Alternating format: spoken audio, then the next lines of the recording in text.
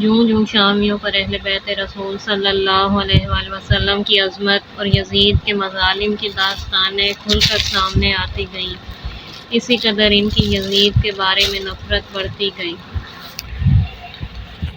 حتیٰ کہ نوبت اس کی دشنام ترازی تک پہنچ گئی۔ اور جب یزید نے یہ کیفیت دیکھی تو قیدیوں کے ساتھ اپنے رویے میں تبدیلی پیدا کرنا شروع کر دی۔ مختلف حیلے بہانوں سے امام زین العابدین علیہ السلام سے نرم طریقے سے گفتگو کرتا، کبھی کہتا، آئیے ہمارے ساتھ مل کر کھانا کھائیے، مگر 72 شہیدوں کی موت کا داغ دیکھنے والا ان کے قاتل کے ساتھ ایک دسترخوان پر بیٹھ کر کیسے کھانا کھاتا؟ کبھی پوچھتا، مجھے آپ کے والد صاحب پر تعجب ہے کہ انہوں نے کس لیے تمام فرزندوں کے نام علی رکھے ہیں؟ تو امام علیہ السلام فرماتے، میرے والد کو اپنے والد گرامی علی ابن ابی طالب علیہ السلام کے ساتھ حد درجہ محبت تھی، اسی لیے انہوں نے اپنے ہر فرزند کا نام علی رکھا۔ اس طرح کی کئی اور باتیں کیں تاکہ کسی طرح دنیا کو معلوم ہو جائے کہ وہ قیدیوں کے ساتھ اچھے طریقے سے پیش آ رہا ہے، لیکن ادھر وہ قیدی عورتوں اور بچوں کے ساتھ اس قدر بے رحمانہ سلوک کرتا کہ انہیں غذا اور خوراک بالکل قلیل مقدار میں دیتا، جس کی وجہ سے بیویوں کو اپنے کھانے کا حصہ بچوں کو دینا پڑتا۔ اب یزید اندر سے کھوکھلا ہو چکا تھا، اس کی فتح کا نشہ کافور ہو چکا تھا۔ تسکین قلب کی خاطر مختلف ذرائع استعمال کرتا، کبھی امام سجاد علیہ السلام کے ساتھ نرم لہجے میں گفتگو، کبھی تنہائیوں میں دیوار کی طرف منہ کر کے اپنے نفس پہ لعنت اور ضمیر کو ملامت کرتا تھا۔ ہند زوجہ یزید کہتی ہے کہ ایک رات کو میں نے خواب میں دیکھا کہ آسمان کے دریچے کھل چکے ہیں اور آسمان سے ملائکۃ اللہ گروہ در گروہ نازل ہو کر امام عالی مقام کے مبارک سر کے اطراف میں دائرہ بناتے اور یہ کہتے جا رہے ہیں، السلام علیکہ یا ابا عبداللہ، السلام علیکہ یا ابن رسول اللہ۔ تو اسی اثنا میں نے دیکھا کہ آسمان سے جیسے بادل کا ایک ٹکڑا زمین پر اتر آیا، جس پر بہت سے مرد سوار تھے۔ ان کے درمیان ایک نورانی چہرے کے انسان کو دیکھا، جیسے 14ویں کا چاند ہو، جس نے اپنے منہ کو حسین علیہ السلام کے ہونٹوں اور دانتوں پر رکھ دیا اور کہنے لگا، میرے لال، انہوں نے تیری شان کو نہیں پہچانا، تجھے 3 دن کا بھوکا پیاسا شہید کر دیا۔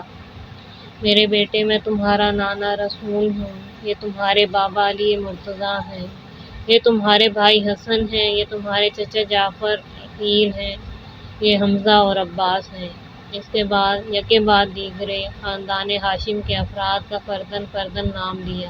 ہند کہتی ہے، میں اس خواب سے گھبرا کر اٹھ کھڑی ہوئی اور سیدھی مظلوم کے مبارک سر کے پاس گئی۔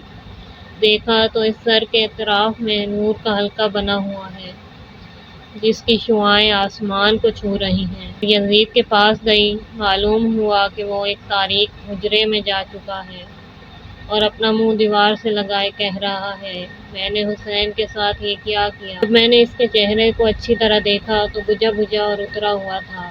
میں نے اپنا خواب اس سے بیان کیا، وہ چپ سادے سنتا رہا اور کچھ نہیں بولا۔ کتاب نفس المحمور، الدم الثاقبہ اور دوسری کتابوں میں تو اس بچی کا نام نہیں لکھا، لیکن ریاض الاحلام میں بعض کتب سے نقل کے مطابق اس کا نام فاطمہ صغریٰ لکھا ہوا ہے، جسے اردو مترجم نے سکینہ بنت الحسین علیہ السلام کا نام دیا، اور کچھ کتابوں میں رقیہ بنت الحسین لکھا گیا ہے۔ نام خواہ کوئی بھی ہو، واقعہ مختلف عبارتوں کے ساتھ بیان ہوا ہے، جسے نفس المحمول سے نقل کیا جاتا ہے۔ بعض روایات کے مطابق یزید نے اہل بیت حسین علیہ السلام کو ایسے زندان میں ٹھہرایا جو خرابے کی صورت میں تھا، اور خاندان نبوت و اہل بیت عصمت و طہارت کی محترم مقدرات نے حسین اور اہل بیت و انصار حسین کی شہادت کو بچوں سے مخفی رکھا تھا اور انہیں بتایا ہوا تھا کہ وہ سفر پر گئے ہوئے ہیں۔ صورتحال ایسی ہی رہی کہ ایک رات امام حسین علیہ السلام کی ایک بچی کہ جس کی عمر ابھی مشکل سے 4 سال ہوئی ہوگی، خواب میں اپنے بابا کے سر کو تخت یزید پر اس طرح دیکھا کہ وہ اپنی چھڑی سے دندان مبارک کے ساتھ بے ادبی کر رہا ہے۔ مرحوم کا سر بارگاہ خداوندی میں استغاثہ کر رہا ہے۔ بچی نے جب یہ صورتحال دیکھی تو اس سے رہا نہ گیا اور چیخ کر بولی، ہائے بابا! اور بیدار ہو گئی۔ تمام بیویاں بیدار ہو گئیں۔ سب نے مل کر رونا شروع کر دیا۔ بچے بھی بیدار ہو گئے اور وہ بھی ان کے ساتھ رونے لگے۔ معصومہ کو ہر چند چپ کرانے کی کوشش کی گئی لیکن وہ خاموش نہ ہوئی، بار بار کہتی، میرے بابا کہاں ہیں؟ میری آنکھوں کی ٹھنڈک کہاں ہے؟ میں نے اپنے بابا کے سر کو ابھی دیکھا ہے کہ یزید کے سامنے رکھا ہے اور وہ اس پر چھڑی مار رہا ہے۔ اسے میرے پاس لاؤ تاکہ میں اس کے بوسے لوں۔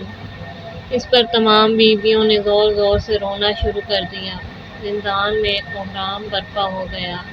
یہ آواز یزید کے کانوں تک پہنچی اور وہ بھی جاگ اٹھا اور رونے اور گریہ و بکا کا سبب دریافت کیا تو اسے بتایا گیا کہ معصوم بچی اپنے بابا کے سر کا مطالبہ کر رہی ہے۔ یزید نے کہا، لے جاؤ سر کو اور جا کر بچی کو دکھاؤ۔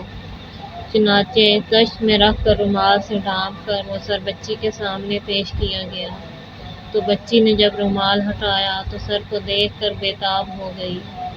سر کو آغوش میں رکھا، ریش مبارک کو دائیں بائیں سے بوسے دیے، گلے کی کٹی ہوئی جگہ کو چوما، تازہ ٹپکے ہوئے خون سے ہاتھوں کو رنگین کیا، اپنے منہ اور پیشانی پر خون ملا اور منہ پر منہ رکھ کر ان الفاظ میں بیان کیے، بابا آپ کو خون سے کس نے رنگین کیا؟ بابا کس نے آپ کے نازک گلے کی رگوں کو کاٹا؟ بابا کس نے مجھے کمسنی میں یتیم کیا؟ بابا آپ کے بعد ہماری حفاظت کون کرے گا کہ ہم جس سے امیدیں وابستہ رکھیں؟ بابا اس یتیم بچی کو دلاسے کون دے گا؟ بابا ان ننگے سر بیویوں کا سہارا کون ہے؟ بابا ان بیوہ اور قیدی بیویوں کا کون پرسان حال ہے؟ بابا ان رونے والی آنکھوں کے آنسو کون پوچھے گا؟ بابا اے کاش میں آپ کے قربان ہو جاتی، بابا اے کاش میں مٹی میں مل جاتی مگر تیری خون آلود داڑھی کو نہ دیکھتی۔ اس کے بعد اس معصومہ نے ایک مرثیہ پڑھا جس کے معنی یہ ہے، بابا اے کاش میں آپ کے اوپر قربان ہو جاتی لیکن آپ کے سر کو نوک کے نیزہ پر بلند شہر بر شہر پھرائے نہ دیکھتی۔